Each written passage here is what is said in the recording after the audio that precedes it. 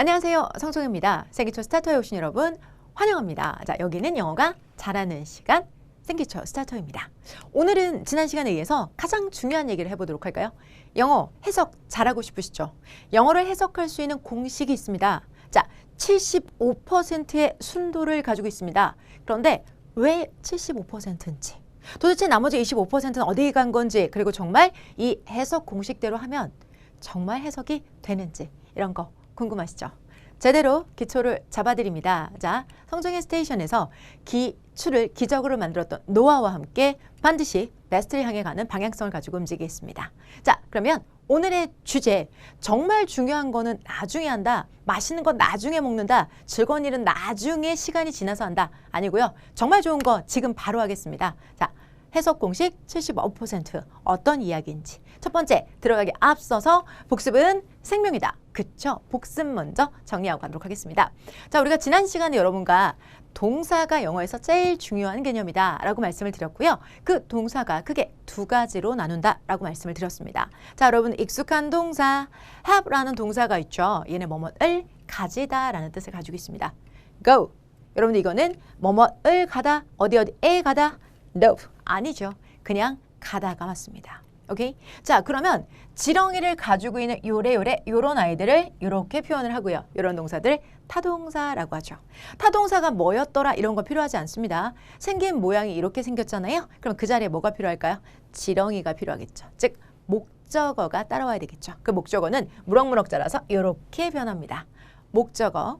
그에 비해서 우리 자동사는요. 이 go라는 동사는 네모진 동사, 자동사, 즉 아무것도 필요하지가 않습니다. 자, 이렇게 들어가는 게 바로 우리가 자동사, 타동사라는 개념이죠. 우리가 기존에 배웠던 것처럼 VT다, VI다, O다 너무 어려워요. 이런 거 우리는 지양하겠습니다. 저희가 앞으로 바라보는 방향은 이렇게 안쪽으로 이렇게 쑥 들어가 있으면 당연히 다타, 그러면 당연히 목적어 있어야죠. 자, 이거는 따단딴딴 네모진 동사 뭐가 필요하지가 않죠. 마침표, 물음표, 느낌표. 마침표, 물음표, 느낌표. 이런 게 들어가면 요거 자체가 정문이다 라는 말씀을 드렸습니다. 요 상태에서 여러분들이 원하신다면 문장에서 마침표, 물음표, 느낌표 떼버리시고요. 그 자리에 뭐 따라올 수 있을까요? 네, 전명구가 따라올 수 있죠. 전명구라는 것 자체는 전치사의 목적어, 즉 전치사의 명사를 합친 것으로 이건 여러분의 문장의 필수사항, 비필수사항. 예, 필수가 아닙니다. 선택사항이기 때문에 여러분이 원하신다면 없애버리셔도 상관이 없고요. 자, 놔두셔도 상관이 없는 게 바로 이 영역입니다. 기억하세요. 없애셔도 상관없고 나타나도 상관없고 없애셔도 상관없고 나타나도 상관없는 것이 전명구입니다.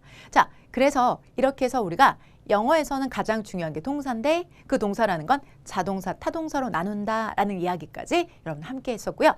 전명구라는 것 자체, 즉 전치사라는 거는 타동사랑 마찬가지로 반드시 목적어를 가져야만 한다. 그런데 그 전명구라는 건 필수가 아니라 비필수다까지 여러분들과 명확하게 정리하고 갔죠. 그러면 오늘 제가 바로 여러분들 주제가 바로 뭐였었죠? 자, 영어의 75% 해석 공식입니다. 75%를 잡아내는 공식입니다. 자, 그러면 어떻게 75%를 잡아낼 수 있는지, 그리고 저희가 뵌지 오늘 겨우 두 번째 날이거든요. 두 번째 날 만에 어떻게 해석을 시켜주겠다고 하는 건지 이런 거 궁금하시다면 더 집중해 주시기 바랍니다. 자, 우선 먼저 우리가 지금의 우리 상황을 먼저 파악을 해야 돼요. 우리는 원어민이죠. 우리말 원어민. 한국말 너무너무 잘하는 원어민이고요. 그리고 영어는 이제 단계별로 우리가 잡아가려고 하는 과정이 있는 거죠. 자, 그러면 우선 이 영어와 우리말의 차이를 먼저 정확히 차이를 먼저 알아보고 가는 게 가장 중요하죠. 요걸 먼저 한번 정리를 해볼게요. 그러면 그 끝에 75% 해석 공식이 여러분을 기다리고 있습니다. 우선 먼저 우리말의 특징입니다. 우리말의 특징은 말이죠. 이렇게 들어갑니다. 누군가는 좋아해 너를. You know. 아시죠, 여러분들? 누군가는 좋아해 너를. 진짜 행복한 얘기죠. 자, 그런데 이야기를 이렇게 한번 바꿔보면 어떨까요? 너를 좋아해 누군가는. 진짜 이것도 좋은 얘기잖아요. 왜? 똑같은 얘기니까요. 너를 좋아해 누군가는. 오케이, 알겠어. 이번에는요. 좋아해 너를 말이야 누군가는. 진짜 똑같은 얘기죠. 자, 우리나라 말은요. 지금 자세히 보시면 여러분 난리 났어요. 너를 여기 있단 말이죠. 그죠? 자, 그리고 누군가는 같은 경우는 누군가는 이렇게 위치하고 있어요. 그 밖에 여러분들 얘는 좋아해 이렇게 각자 위치가 다 다른데도 의미는 어때요? 다 똑같은 의미라는 거죠. 우리말의 특징은 말이죠. 이렇게 위치를 바꿔도 다 의미가 같아요. 약간의 뉘앙스 차이가 있겠지만 의미는 같잖아요. 누군가가 너를 좋아한대. 진짜? 정말 좋은 얘기잖아요. 그러면 이렇게 우리나라 말의 어순이 완전 뒤바뀌어도 그 의미가 똑같을 수밖에 없는 이유가 뭔 줄 짐작이 가세요? 바로 이겁니다. 어떤 거? 보여드릴게요. 자, 노란색. 이것 때문이야. 누군가는 느낌 오셨어요, 여러분들? 자, 이번에는 다른 걸로 한번 잡아볼게요. 어딨지? 자, 너를 요거 때문이었어요. 한 번만 더 해볼까요? 이번에는요. 자, 해 이것 때문이었어요. 즉 우리나라 말은 조사 손 우리말로 토신말이 있기 때문에 그 단어가 어디로 이동해도 얘가 자 주어인지 목적어인지 동사인지 금방 확인이 가능하죠. 우리나라 말은 토신말이라는 특징을 가지고 있습니다. 자, 그러면 그에 비해서 영어는 어떤지 한번 확인해 보도록 할게요. 자, 그러면 저쪽에 있는 말을 그대로 이쪽으로 한번 옮겨 보도록 하겠습니다.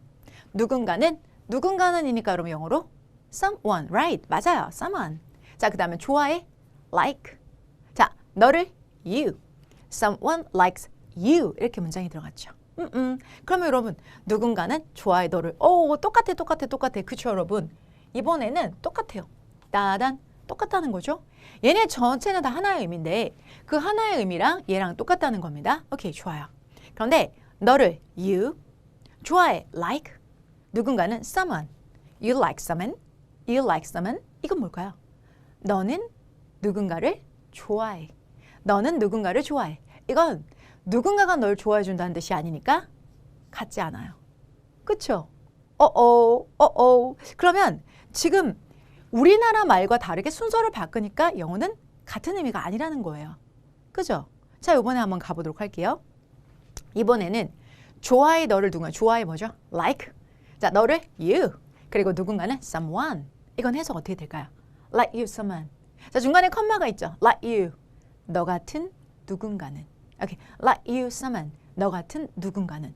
역시나 이거 전체와 같지가 않아지죠. 자, 우리나라 말은 순서가 뒤바뀌어도 다 같은 의미를 낸다 말이죠. 이렇게요.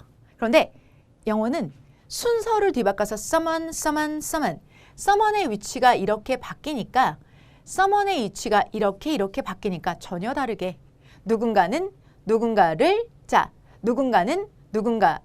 이번에는 여러분 someone, 너 같은 누군가는 완전 다르게 되죠. 즉 위치가 바뀌면서 해석값이 바뀌게 된다는 거죠. 자, 그러면 영어와 우리말의 가장 큰 차이는 뭘까요?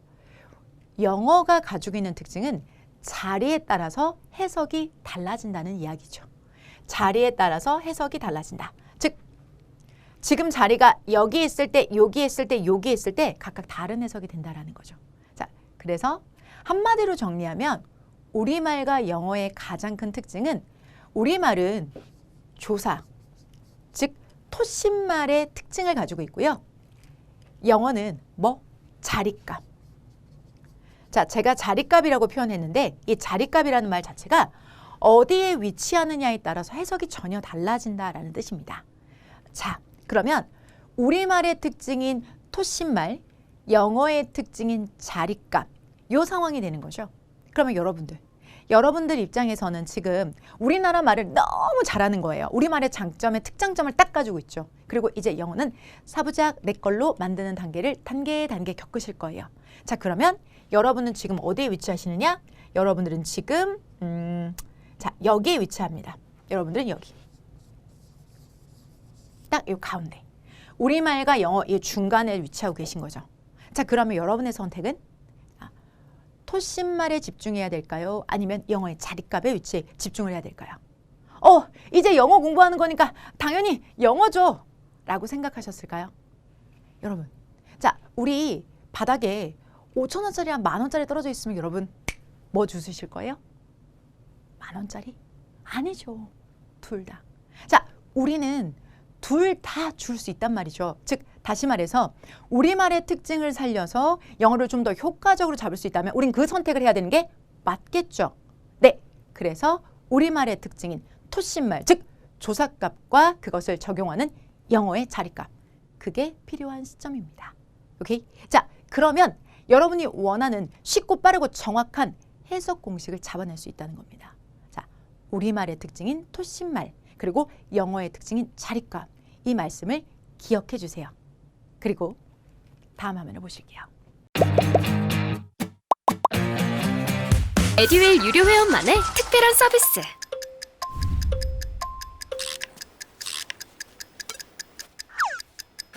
하치하차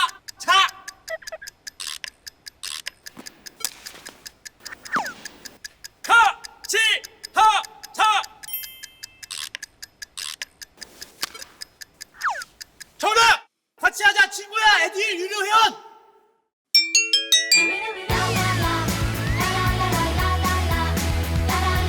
친구 소개하고 현금 받는 혜택. 오직 에듀윌 유료 회원에게만. 지금 제가 단어 카드 3장을 준비했어요. 단어 카드예요. 자, 단어 카드로 victim이라는 단어가 준비되어져 있는데 victim이라는 단어는 이거는 희생자라는 뜻을 가지고 있고요. 이게 복수니까 희생자들 이렇게 해볼게요. 자, kill은 여러분 뭘까요? kill은 자동사일까요? 타동사일까요? 우리 앞에서 배웠는데.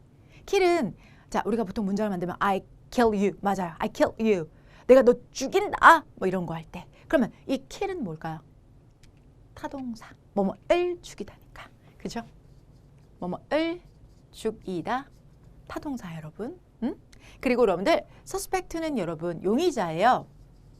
근데 용의자에다가 s가 붙었으니까 용의자 들. 오케이. 이렇게 여러분들. 자, 그러면 이 단어 카드를요. 제가 이제 배치를 해볼 거예요. 이 단어 카드에 있는 단어들을 우선 먼저 그대로 내려볼게요. The victims kill suspect. 이렇게 하나 했고요. 그 다음에 이번에는요. 여기 있는 이 suspect를 앞으로 쭉, victim을 뒤로 쫙 이렇게 만드는 거예요. 오케이? 자, 그러면 이렇게 해서 이제 단어들을 다 배열을 끝냈어요. 이게 우리말이라면 순서가 어떻게 뒤바뀌어도 의미가 같아야 하잖아요. 그런데 여러분 이 문장은 의미가 달라요. 왜? 자리가 바뀌었으니까. 자, 여기 있는 victim은 희생자는 이라고 해석을 해주셔야 되고요. 여기 있는 victim은 희생자를 이라고 해석을 해주셔야 돼요. 왜 그럴까요? 영어는 고유의 자리에 대한 값이 있습니다. 그 자리값을 바로 비주얼즈에선 이렇게 표현합니다. The victims kill suspect 라고 되어져 있고요. 이 문장은 여러분이 아시는 것처럼 victims, 희생자는 죽였다. 용의자를 이렇게 들어가시면 되겠습니다. 자, 반대로 얘 같은 경우에는 누가 먼저 나와 있어요? 앞에 주어 suspect가 나와 있죠? 자, 그러면 용의자는 죽였다. 희생자를 이렇게 들어가시면 되겠습니다. 자, 이렇게 위치가 바뀌면 해석이 바뀔 수밖에 없다는 걸 여러분들이 이미 경험으로 알고 계시다면 감사해요. 제가 여러분이 그렇게 가지고 계신 보석 같은 포텐들을 꺼내서 연마해서 반짝이게 해드릴게요. 어떻게 그렇게 해석을 잘하셨을까? 그건 바로 이겁니다. 영어에서는 가장 먼저 나오는 첫 번째 나오는 이 단어에 은는 이가를 붙여줍니다. 은는 이가를 붙여줍니다. 그리고 그 은는 이가에 해당되는 다음 단어가 자, 다라는 동사로 가야 되고요. 그 다음에 그 뒤에가 을를. 여기 같은 경우는 목적어이기 때문에 을을이 갑니다. 그래서 해석이 어떻게 되느냐? 자, 희생자는 죽였다. 용의자를 이렇게 되는 겁니다. 희생자는 용의자를 죽였다.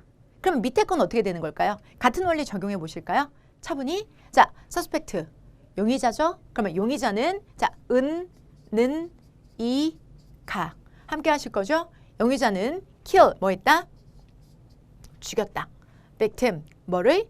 희생자을 이렇게 들어가시면 되겠죠.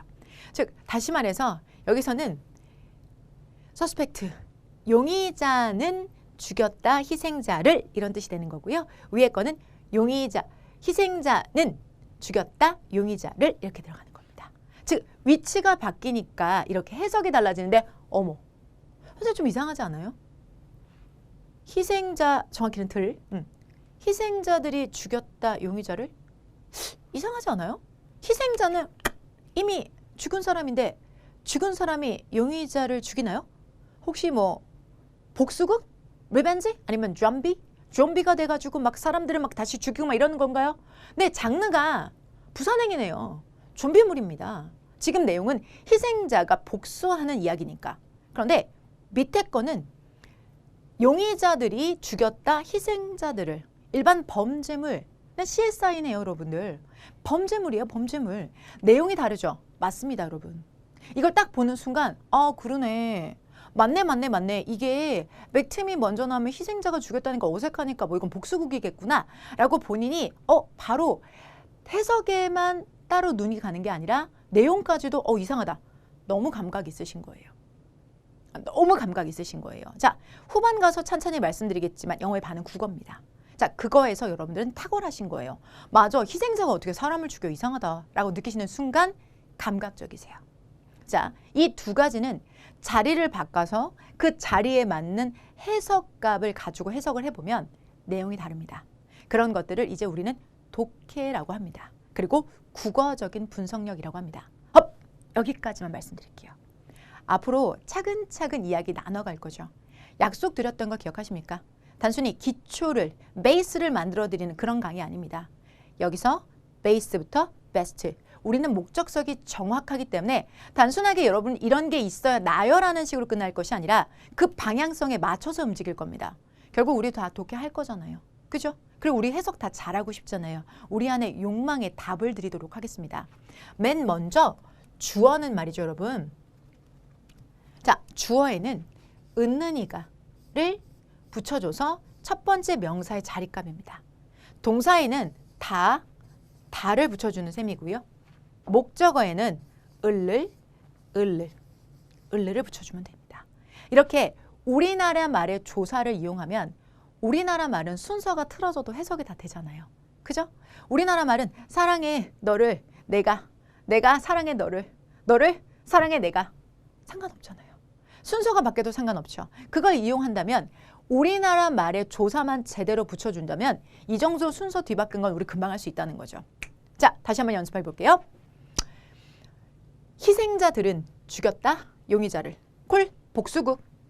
용의자는 죽였다 희생자를. 일반 범죄 수사물. 이 정도로 생각해 주시면 되겠습니다. 자, 그리고 그 자리에 맞는 조사값. 그걸 붙여주는 것이 우리나라 말의 토신말의 장점과 영어의 자리값의 특징을 정확하게 호환한 방식이죠. 자, 이렇게 해서 우리는 75%를 해결할 수가 있습니다. 자, 그럼 나머지 25%는 어디 가느냐? 차근차근 알아보도록 할게요. 자, 그런데 여러분, 이 상황에서 제가 여러분들한테 지금 이렇게 한번 해보면 어떨까요? 여기에 여러분, 만약에 제가 주어 자리에 키를 넣는 거예요. 키를 넣어요. 그리고 요 동사 자리에 여러분들 제가 여기에다가 the victim을 넣는다고 할게요. 그리고 여기에다가 the suspect를 넣는다고 할게요. 그러면 여러분 이게 그럼 뭐가 되는 거야? 그러면 이게 kill the victim suspect? 이게 뭐예요, 선생님? 아니 지금 kill이 문장에 맨 앞에 나오면 어떻게 그 주어 자리인데 아니 주어 자리 뒤에 동사 자리에 이것도 명사를 넣으면 어떡해요? 여러분 이렇게 느끼셨다면 제가 주어 자리에 키를 넣는 것이 여러분들이 불편하시다면 껄끄럽게 느끼신다면 여러분들은 이미 품사에 대한 개념을 알고 계신 겁니다. 자, 영어에서 품사라는 개념은 영어의 단어의 성격인데요. 그 성격은 크게 8가지로 나누게 되고 그 8가지가 아무 자리에 들어가는 게 아니라 특별한 자리에만 들어갑니다. 아무 자리에 들어가는 것이 아니라 특별한 자리에만 들어갑니다. 그게 어떤 것일까요? 한번 확인해 보도록 할 건데요. 자, 우선 품사 8가지가 있고 그 8가지에 대한 정보를 여러분은 이미 알고 계실 수도 있습니다. 우선 먼저 품사는 총 8가지가 있는데 그 8가지는 저희 비주얼 지에서는 12시 방향부터 시작합니다. 12시! 자, 12시니까 요 가운데입니다. 명사부터 시작해 보도록 하겠습니다. 자, 12시 방향에 우선 가장 모든 것의 만물의 근원인 명사부터 시작해 보도록 하겠습니다. 그리고 그 명사는 꾸며주는 대상이 형용사가 바로 앞에 있고요. 그런 명사를 대신해서 받아준다라고 해서 대명사가 바로 뒤로 들어갑니다. 대명사는 반드시 명사 뒤로 와야 되고요. 이런 명사나 대명사를 목적으로 가는 것이 전치사라는 것이 있습니다.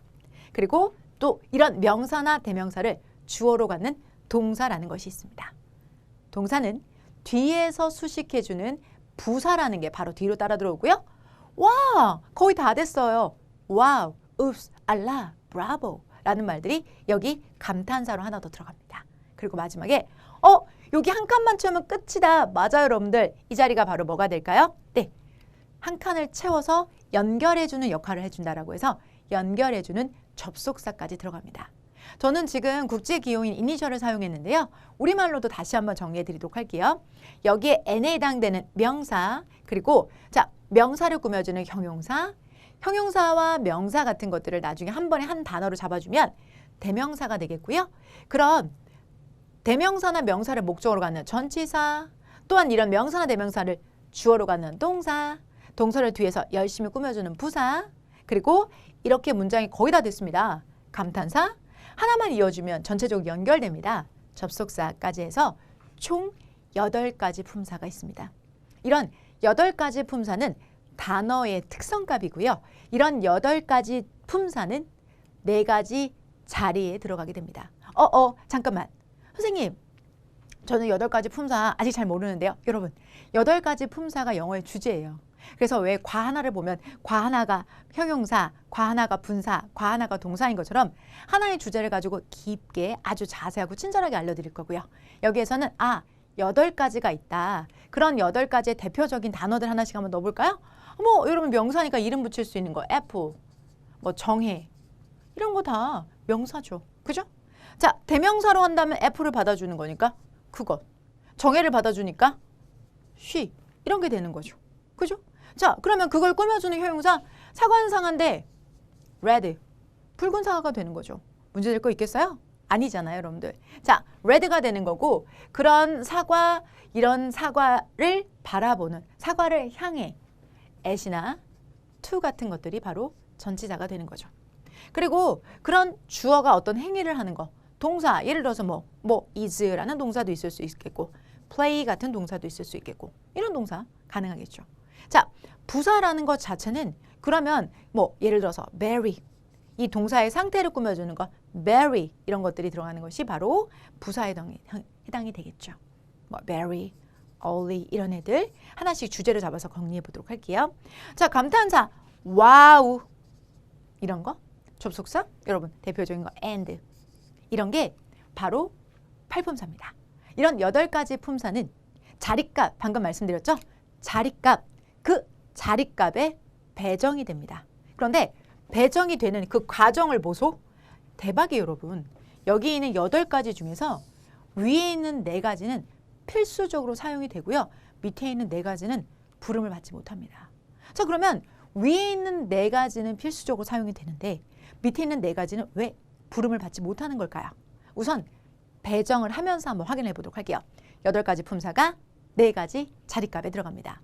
자, 4가지 자리값이라는 건 먼저 첫 번째, 우리가 주어가 있을 수 있겠고요. 그리고 자, 동사. 제가 동사는 왜 2가지 색깔로 요거 왜 2가지 색깔로 하는지 여러분 아시죠?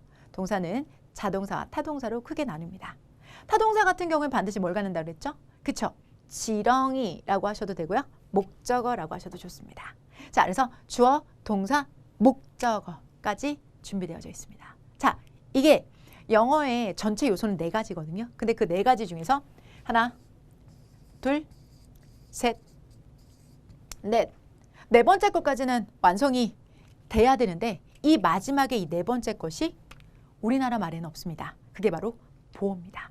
여러분, 그래서 여기서 사과 말씀드립니다. 죄송합니다. 저희 영어 해석법이 75%의 순도를 가지고 있다는 이유가 바로 이 부분 때문입니다. 우리말과 영어에서 매칭을 시킬 수 있는 방법이 75% 실용적으로 있습니다. 하지만 마지막 이거는 여러분 미안해요. 이 25%는 우리말 자체에 없습니다. 인간의 꼬리가 없는데 그 꼬리에 대해서 인간의 몸에 비해서 설명할 수가 없죠. 우리 몸에 꼬리 달렸나요? 안 달렸잖아요.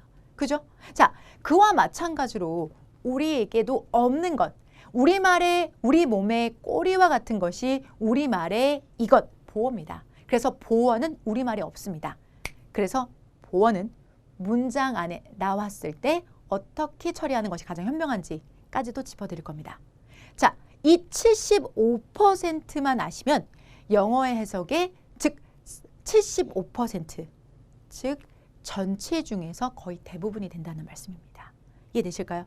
그 밖에 수식어라는 것이 있을 수 있는데 수식어라는 건 어차피 선택사항이니까 전체 필수 요소 4가지. 첫 번째 주어, 자, 두 번째 서술어, 목적어, 그리고 보어. 지금 결국은 다 모르구나 여러분들. 그리고 선택사항, 수식어까지. 실제로 영어에서 여러분들이 필요한 거는 여기 있는 게 이 4가지가 4요소에 해당됩니다. 4요소 1, 2, 3, 4. 그 중에서 저희는 몇 퍼센트?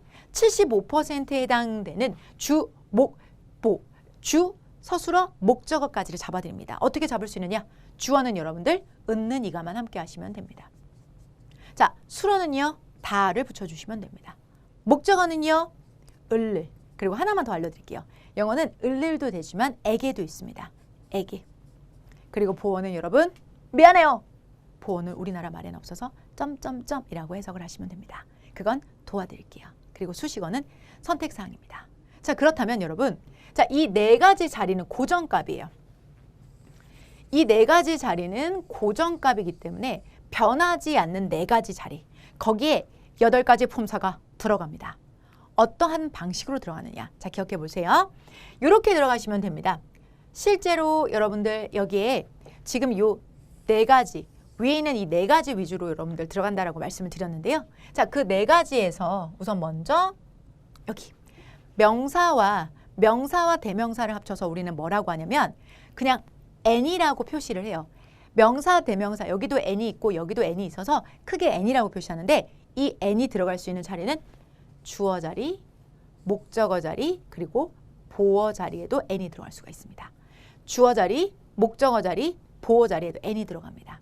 그리고 여기 형용사 있지요. 이 형용사가 바로 어디에 들어가는 거냐면 여기에 들어갑니다.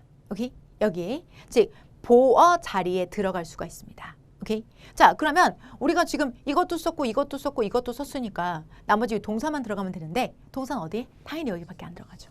즉 문장의 4가지 요소는 필수적으로 여기에 있는 4가지 자리값에 들어가는 겁니다. 그러면 나머지들은 어떻게 되는 건가요? 근데 나머지들은 선택사항이니까 원하시면 써도 되고 안 써도 됩니다. 자, 여기에 있는 이 수식어 자리에 들어가는 건 전치사는 선택사항이에요. 그래서 전명구 같은 것들이 이 자리에 들어가게 되는 거죠. 전명구에 대해서는 드리고 싶은 말씀이 너무너무 많으니까 여기까지 전명구에 들어갈 수 있고요. 그리고 여러분 여기 형용사 있잖아요. 여기 형용사는 지금 보어 자리에 들어가서 보어만 지금 한 칸에 2개가 들어가 있죠. 명사 또는 형용사가 들어가는데 이 형용사가 보어로도 활동을 하지만 여기에도 들어갈 수가 있어요. 즉 수식어 자리에도 보어가 들어가요. 수식어 자리에도 형용사가 들어갈 수 있어요. 수식어 자리에도 형용사가 들어가서 전명구도 들어가고 형용사도 들어가고 여러분 여기에 부사도 들어가요. 여기 부사도 들어가기 때문에 이런 식으로 선택이에요. 수식어는. 그러면 우리는 지금은 주된 요소 4가지 요소에 누가 들어가는지를 먼저 확인을 하는데요.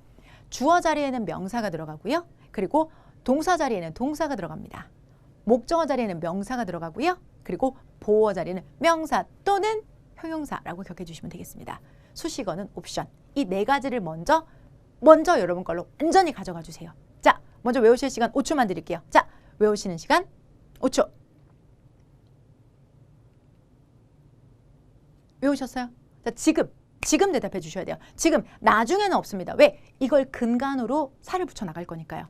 주어 자리에는 명사, 동사 자리에는 동사, 목적어 자리에는 명사, 그리고 보어 자리에는 명사 또는 형용사.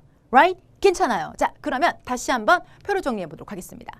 8가지 품사가 자, 4가지 자리값에 들어갑니다. 자, 그러면 먼저 첫 번째 명사 계열. 얘가 어디에 들어간다? 뚠. 자, 주어 자리, 목적어 자리, 보어 자리. 여기, 여기, 여기 들어가는 거죠. 즉, 명사가 들어간 자리가 제일 많았어요. 자, 그 다음에 여러분들 동사는 어디에 들어가면 될까? 동사는 뚠. 바로 서술어 자리. 즉, 서술어 자리에는 동사밖에 안 들어가서 서술어라 부르셔도 괜찮고요. 동사라고 불러도 상관없으세요. 자, 서술어라고 해서 라임을 이렇게 맞춰주셔도 상관없고요. 어차피 서술어 자리는 동사밖에 안 들어가니까 동사라고 부르셔도 괜찮습니다. 자, 그리고 나서 여러분들 형용사라는 거는 사실은 활동을 2개로 띄죠. 자, 주요소의 보어 자리에도 들어가지만 수식어 자리에도 들어갈 수 있기 때문에 쭌 이렇게 양쪽으로 퍼져서 들어가는 겁니다. 기억나세요? 네. 그리고 여기 있는 부사도 수식어에 뚠 이렇게 들어가게 되는 겁니다. 되셨을까요? 자, 그래서 지금 여러분들 인포그래피를 보고 계신데요. 텍스트로 너무 중요한 부분이니까 한 번만 더 정리할게요. 보시겠습니다. 주어는 명사와 대명사로 이루어져 있고요. 목적어도 명사, 대명사. 수식어도 여러분들 자, 뭐에 해당이 될까요? 형용사도 되고 부사도 되고 전명어도 되고. 서술어는 동사이고요. 그리고 보어는 명사, 대명사, 형용사가 들어갈 수 있습니다. 이게 텍스트로 정리한 자리입니다. 자, 그렇다면 여러분들이 보셨던 8가지 품사가 4가지 자리값에 들어가는 거죠. 8가지 품사가 4가지 자리값에 자, 배치가 되고 그 배치된 이 4가지 자리값 주어, 서술어, 목적어, 보어가 배열되는 방식이 5가지가 있습니다.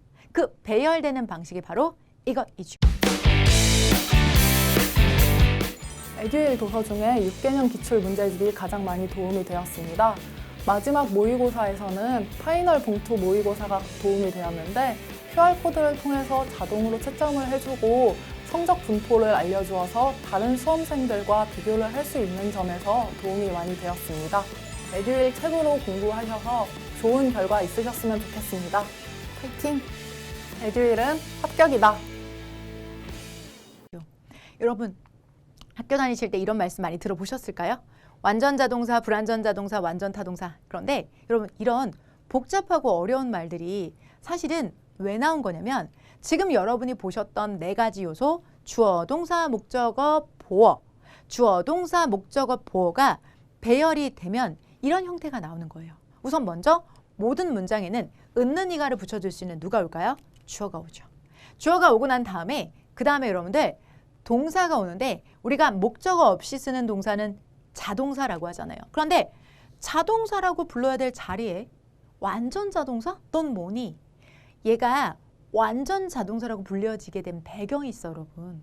원래 완전 자동사가 아니라 그냥 자동사였거든요. 그런데 자동사가 시간이 지나다 보니까 이렇게 요만큼이 파이게 된 거예요.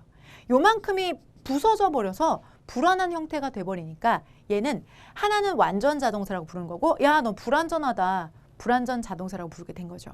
그래서 완전 자동사는 크게 자, 불완전 자동사와 완전 자동사로 자동사 계열이 2가지로 쪼개지게 되는 거죠.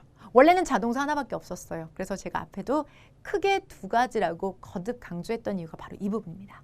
자, 원래는 자동사밖에 없었는데 조금 지내다 보니까 부스러져 가지고 완전 자동사와 불완전 자동사로 호칭을 바꾸게 된 거죠. 그럼 불완전 자동사는 이렇게 놔두면 불안해서 안 되거든요.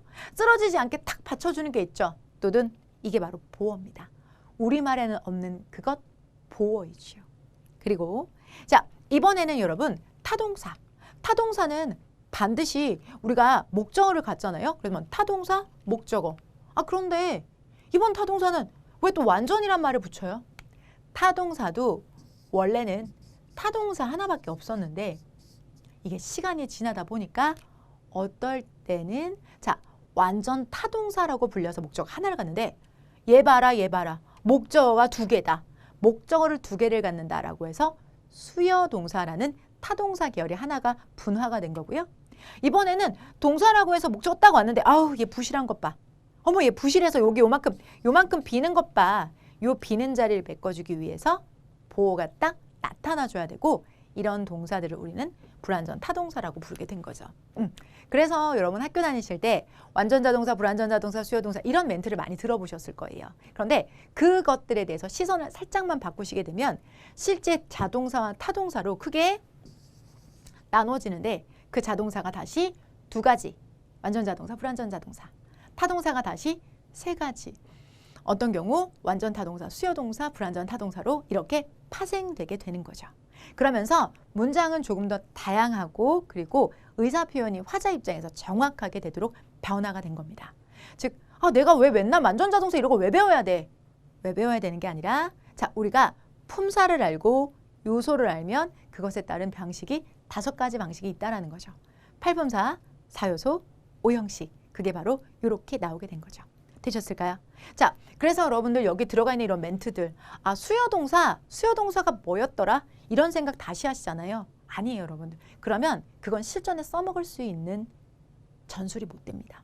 불완전 타동사가 뭐였더라? 이걸 다시 생각한다면 그건 실전에서 절 수밖에 없다는 거죠. 거기서 더듬거리고 전다면 실제 시험장에서 여러분의 기량을 발휘할 수가 없겠죠. 그래서 저희는 이런 텍스트를 버리겠습니다. 그 텍스트 없이 실제로 이게 영어의 문장에서 자리값에 해당되는 거죠.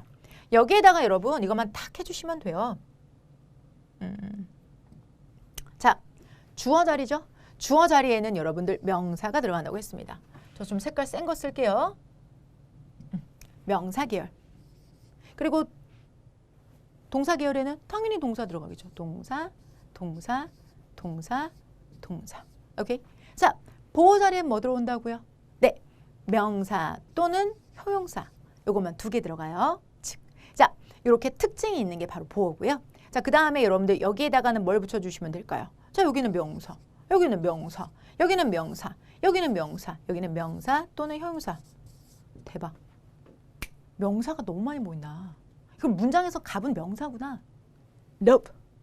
여러분, 문장에서 갑이 명사일 것 같아요? 시작도 명사고 끝도 거의 다 명사로 끝나니까 명사로 시작해서 명사로 가는 문장, 명사가 제일 중요한 거 아닙니까? Nope. 왜? 이런 명사의 혼란 속에서도 꿋꿋하게 자리를 딱 잡고 있는 게 보이지 않습니까? 누구죠? 바로 이거죠. 동사죠. 동사를 잡는 자, 영어를 잡는다. 왜 그리 말씀을 드렸을까요? 동사가 답입니다.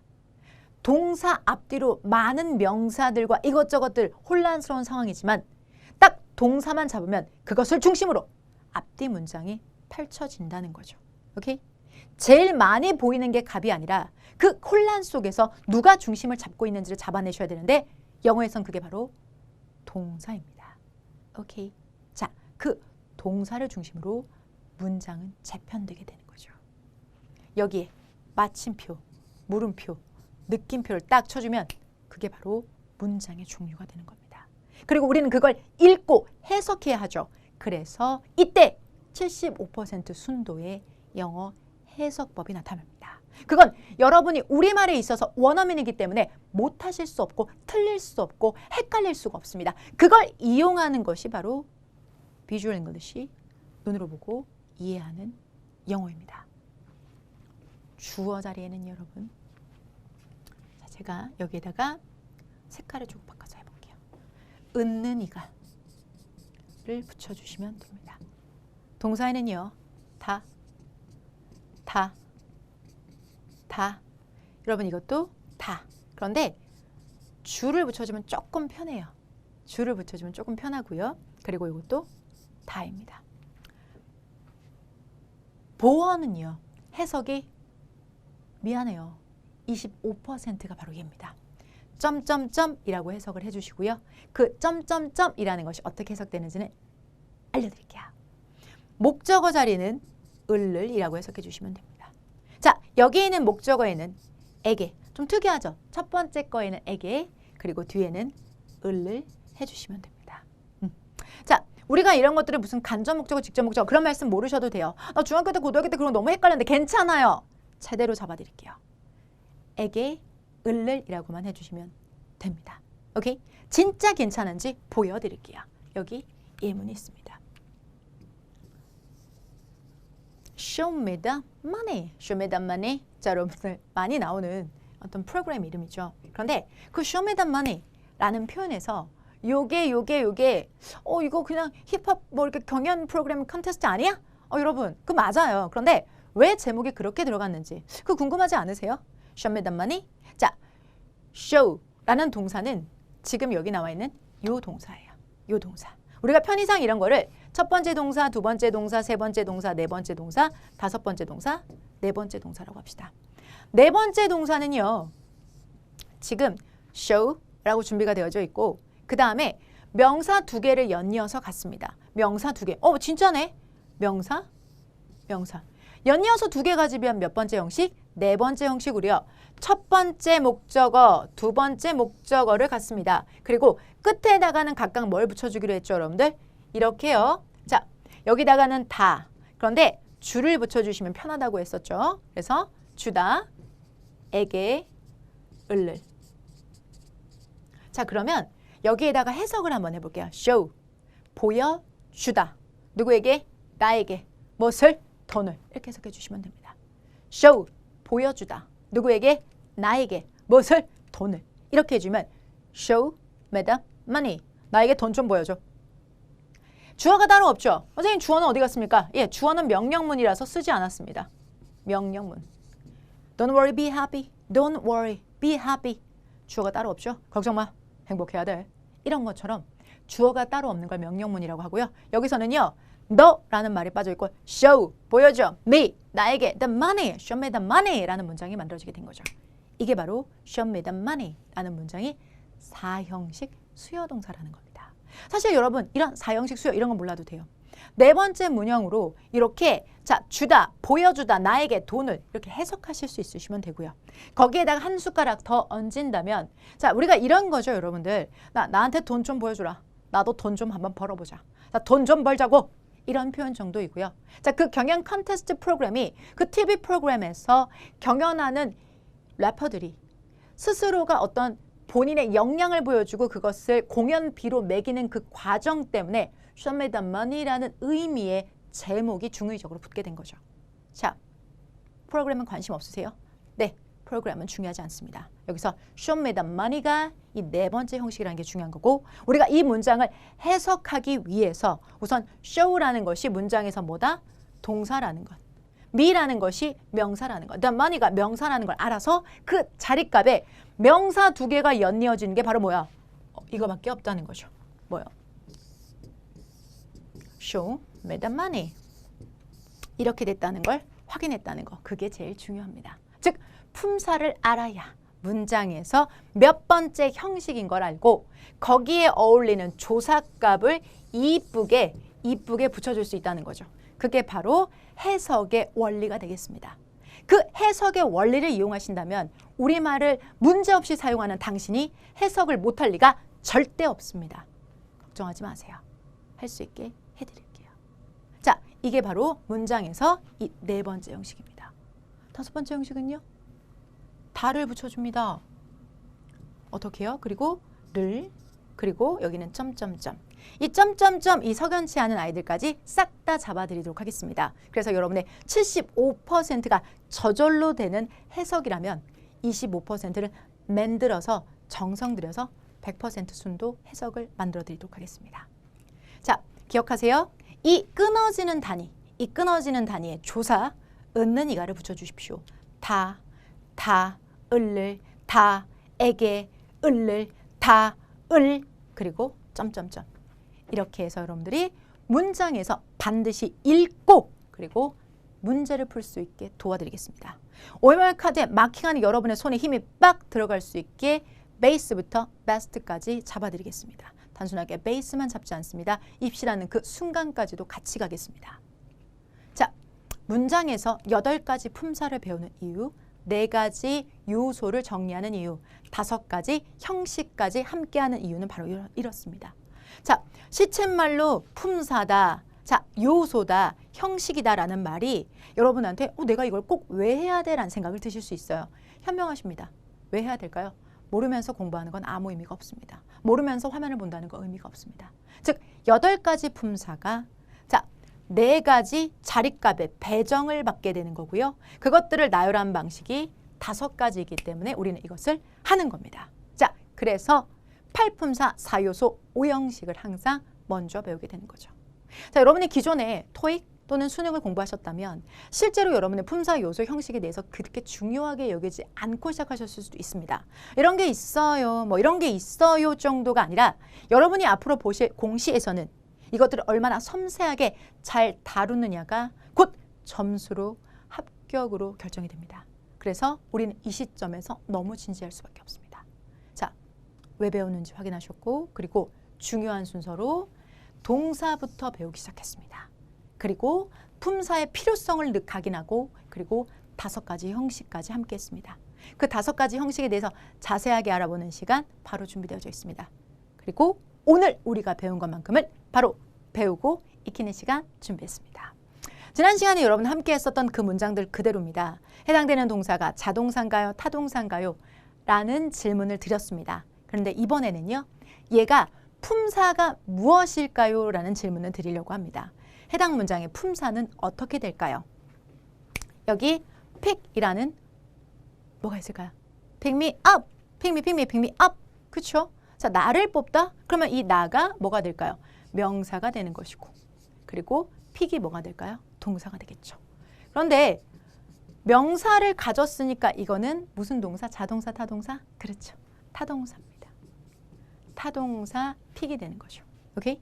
자, 그리고 me 그리고 up. up은 부사입니다. 그래서 pick me up 이라는 명령문. pick me, pick me, pick me up. 그게 된 거죠. 자, 이게 몇 형식인지는 다음 시간에.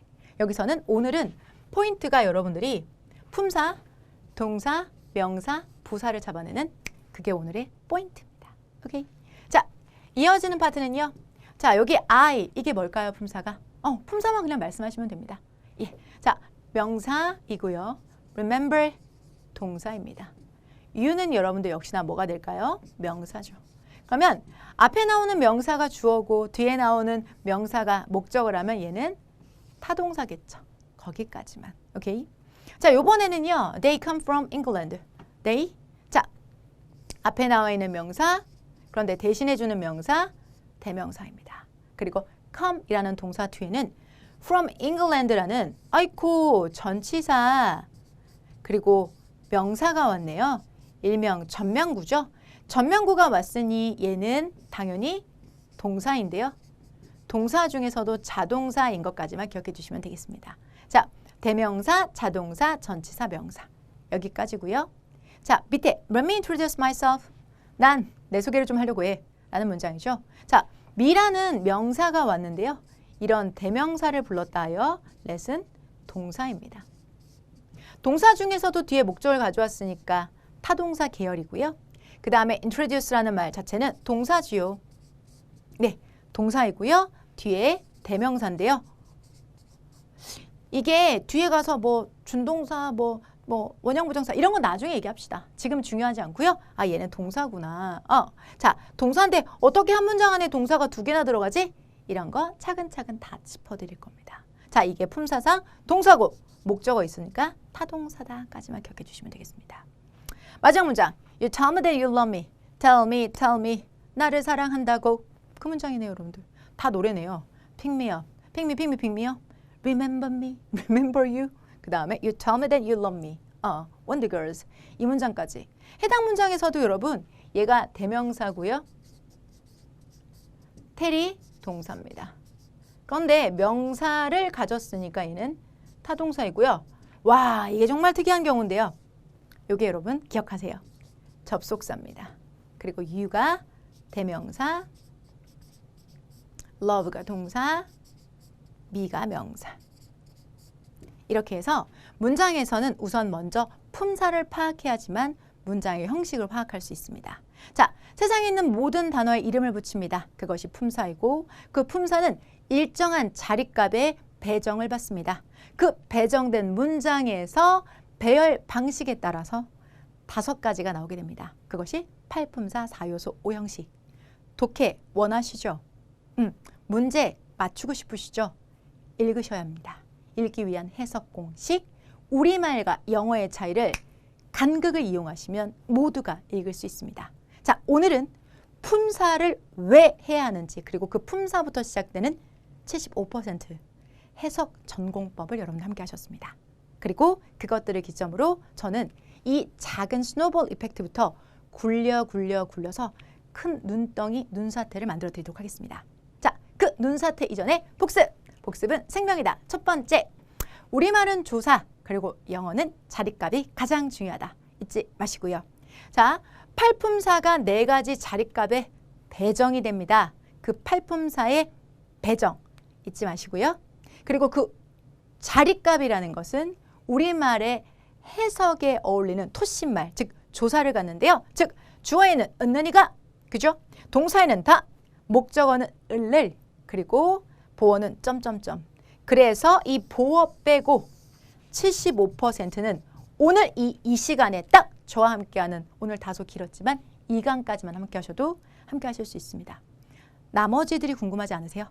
어떻게 100을 채워가고 75% 이렇게 잡아냈다면 나머지들은 어떻게 읽어나갈 수 있고, 그리고 다른 앞서간 기수들처럼 합격까지 갈 수 있는지, 그 길은 3번째 강의에서도 정성 들여서 준비해서 생기초 스타터에서 뵙겠습니다. 저는 여러분과 함께하는 성정혜였습니다. 다음 시간에 뵙겠습니다.